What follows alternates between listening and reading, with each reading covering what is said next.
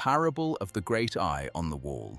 If nowadays there remains any knowledge whatsoever of Uruk the Small, so named because of his extreme humility before others and the world, and not because he stood 6 feet 8 inches tall and possessed the build of a bull, it is due entirely to the translated clay tablets and stone fragments recovered during the now famous secret excavations connected to the MENist discoveries. Several of those texts contain references to important MENist figures, as well as to civilizations believed by modern historians to have emerged much later. One of these texts recounts a story generally regarded more as an allegory or parable than as a concrete historical event. It supposedly takes place after the MENist absolutists, aided by the radical MENists, succeeded in outlawing the technogenic current, forcing Uruk to travel incognito together with his assistant, Mataturu, son of the great king Maturu.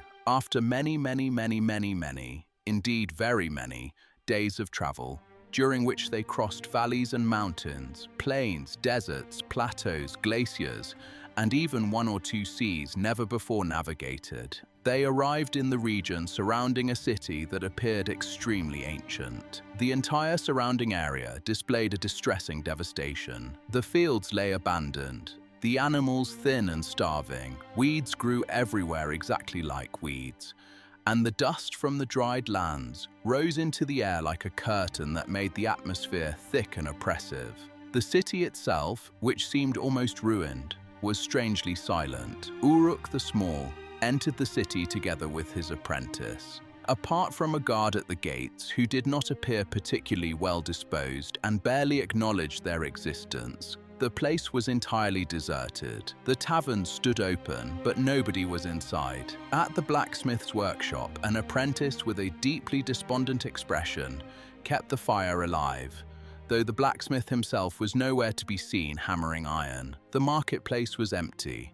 It resembled a ghost city. Then suddenly, they heard the distant murmur of a crowd and moved toward the sound. Upon arriving, they encountered a spectacle unlike anything they had ever seen. There stood an enormous circular arena, at whose center rose walls so high, incredibly high, that it was impossible to see anything beyond them. Apparently, the entire population of the city had gathered around these walls with an attention and fervor bordering upon the religious. Atop the walls stood several men shouting news down to the crowd, which alternated between ecstatic delight and murmurs of despair.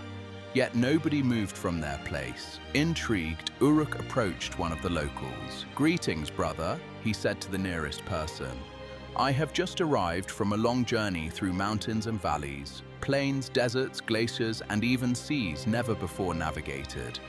I seek rest and a table." "The taverns and inns are back that way," replied the man, vaguely gesturing in one direction, before immediately turning his full attention toward one of the men atop the wall, who shouted at the top of his lungs, "Ioannis, Master of Arms, has reconciled with Sasha the Redhead and now shares her bed once more. Sahra, rival of Sasha, has sworn vengeance." "Oh!" cried the crowd in unison. "And serves Sahra right," suddenly yelled an old woman. "Serves her right," shouted another female voice. "Sasha's nothing but a complete prostitute. She throws herself beneath anything with eyes." "Say that again if you dare," screamed the old woman. "Sasha is a syphilitic Babylonian whore," the other replied.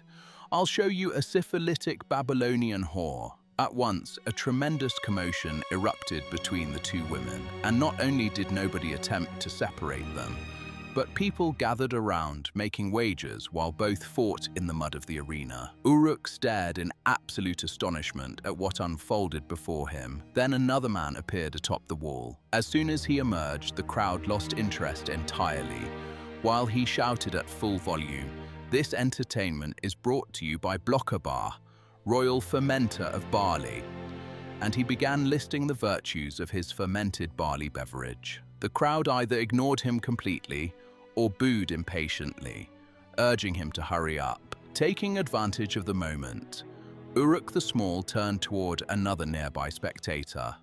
"Brother, I am a foreigner and do not understand. Could you explain the events I am witnessing? Where do you come from, brother? Asked the man curiously. From lands beyond mountains and valleys, plateaus and deserts, and beyond the seas. Then you are a MENist? By the grace of the three wise men I am. Forever exalted be the three wise men. May you never lack lupins, nor the product of fermented barley. And may your fused silica vessels forever remain full. Are you one of the radicals? Uruk grew nervous, uncertain where exactly he had arrived. He simply answered, no. Then I presume you are one of the absolutists, since the technogenic dogs are outlawed. Indeed, brother. Then know that you have arrived in the immensely wealthy city of Styx, the city at the end of the world. Wealthy? Yes, but your fields are dust and weeds, your cattle starve, the city appears deserted, only because we are currently in the middle of the second season of The Great Eye on the Wall. The Great Eye on the Wall? Yes, 6 men and 6 women are chosen and locked inside a house beyond the walls. Then the watchers report the events taking place inside day and night. But what could possibly be interesting about that? Everything. We follow their interactions every hour of every day and night until, after 7 days, we vote on which remaining person must leave. This continues for 3 months until only one remains. And what happens to those who leave? They usually receive magnificent gifts and honors on the day they depart, though afterwards nobody remembers them ever again.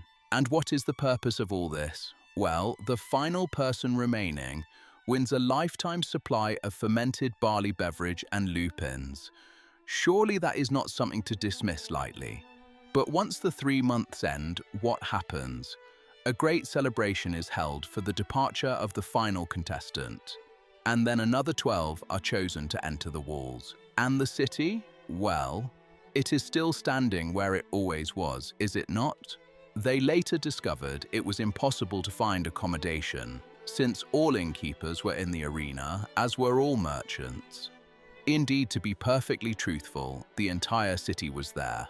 Apart from the gate guard, who was relieved every 12 hours, eventually they departed the city and sought refuge in a distant village, where they were able to drink fermented barley beverage and eat lupins in peace, while recovering their strength before continuing toward other lands. Years later, they heard tales of Styx, the ghost city, where all inhabitants had reportedly been discovered dead from starvation inside an arena surrounding enormous walls. It was said that the city had been cursed by a great eye upon a wall,